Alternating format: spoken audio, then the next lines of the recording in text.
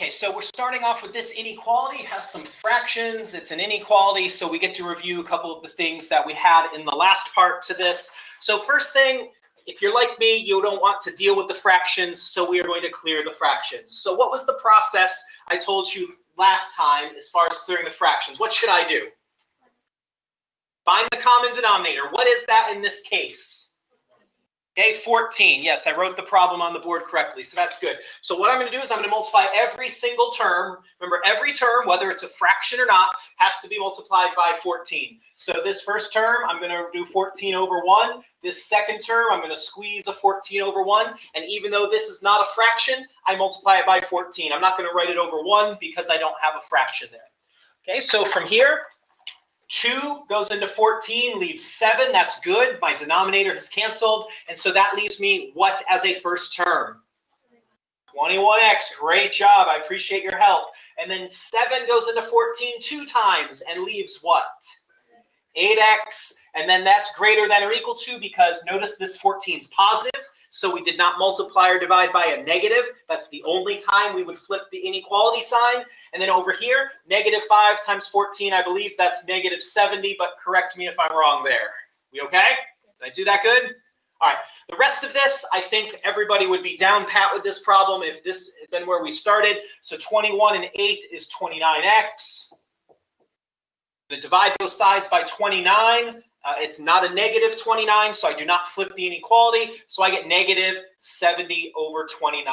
I do want the answer in interval notation. So since this is a greater than or equal to problem, does that mean that this number, whatever it is, I know it's an ugly fraction, but since this is greater than or equal to, is this number the lower bound of the interval, or is it the upper bound of the interval?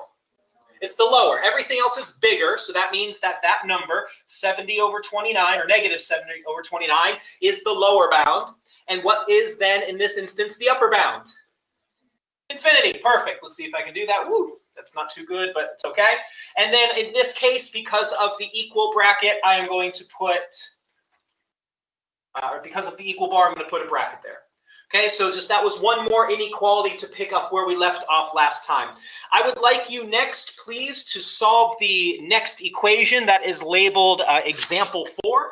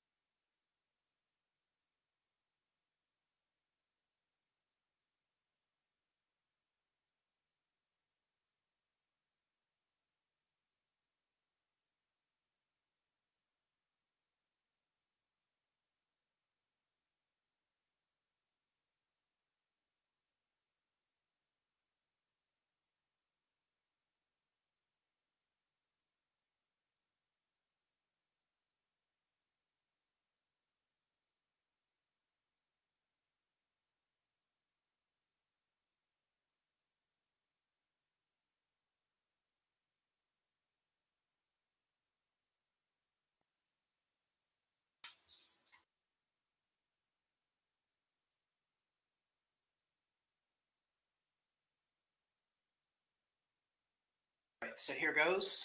Let's see how this works.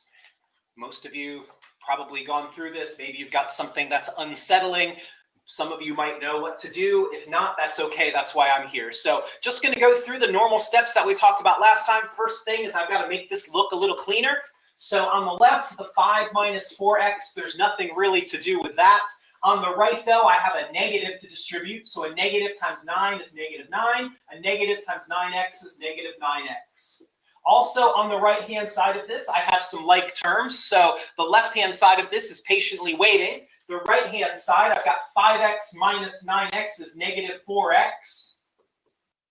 Told you last time that I always like to put my x's on the left. It's just my habit. I try to do the same thing every time I can. So I'm going to bring this negative 4x over to this side. What am I going to do to get this negative 4x over here? I'm going to add it. Okay, I'm going to write this down for this problem just because we're going to end up with one of our special cases. That's why I gave this problem.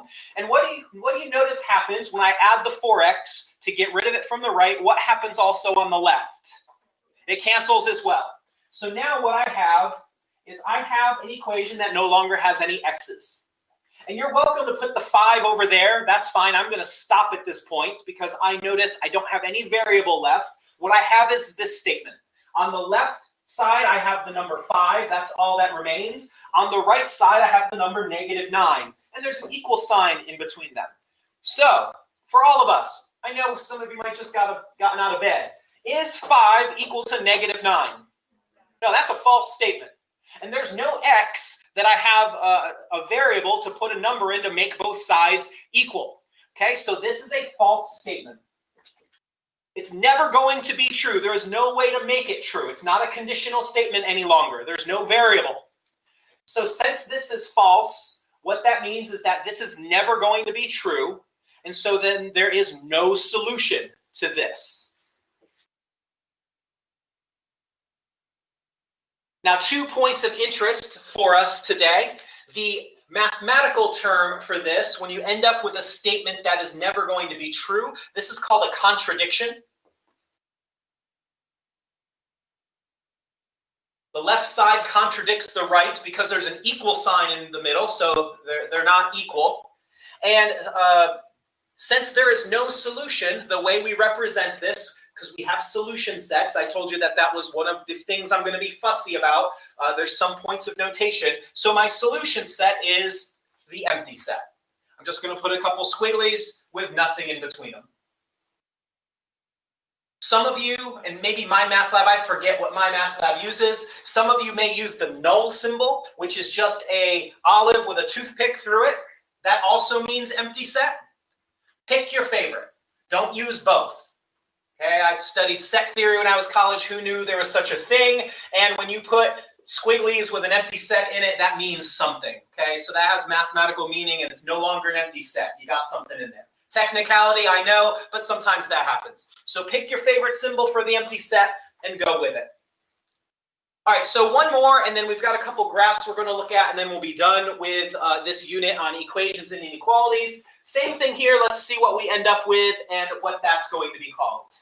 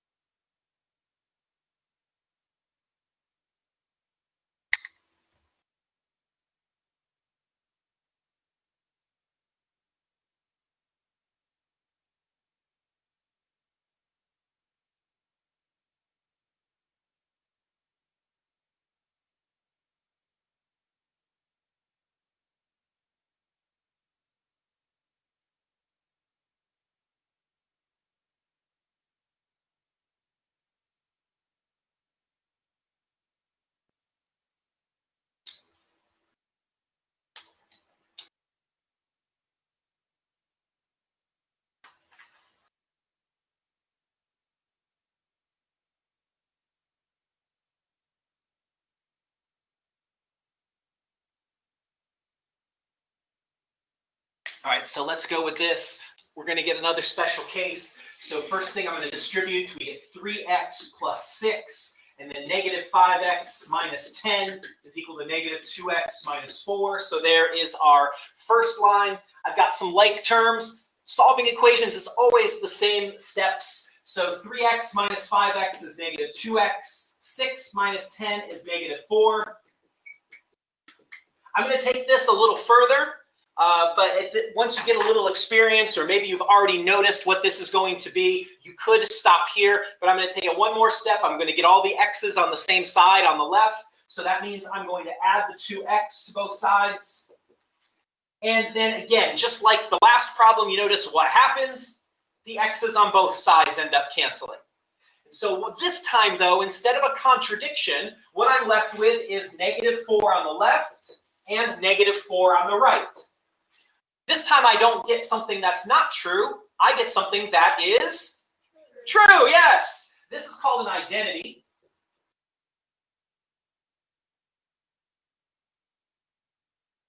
It's called an identity because it's always true. It does not matter what X you plug in at the very beginning of this, you're always going to get a true statement. And so when you have an identity, that means all numbers are a solution. And that's why when we talked about interval notation in a previous section, I showed you how to write all real numbers as an interval. And the interval for that, in case you don't remember, is -infinity to infinity. That means all real numbers as an interval, and that's what you're going to write down for the answer to that identity.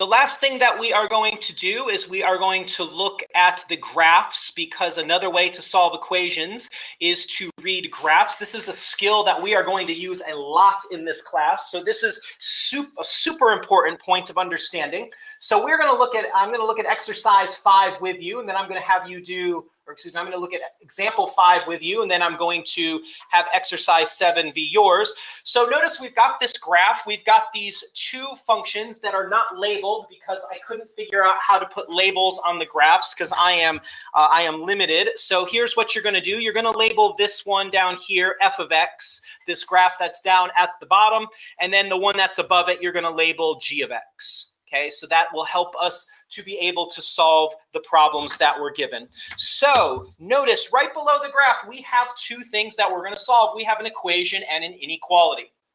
Now remember, our function notation, what this is saying is I want to know when is the y value, the function value of this first function, equal to the y value of the function g. Okay, so when are these y values equal? So just describe for me, at what point on the graph are you going to look to see where the function values are the same? Where they intersect. Beautiful, great word. Where they cross. Okay, so here's how you're going to give your answer, though. The answer is the x value that produces those equal y values. So what is the x value associated with where those two things intersect? They intersect right here. What's the x value right there? Looks like 2. So this is the solution set 2. 2 is the x value that produces those equal y values. Sometimes this is a point of consternation for a student, so I'm trying to be super clear. Okay, I'm not trying to talk down to you here. The x value is what you give, because it produces the y value, and the y value happens to be 3, but that is immaterial. I just want to know where they are equal. Okay, so I'm just going to put like a little mark here at 2.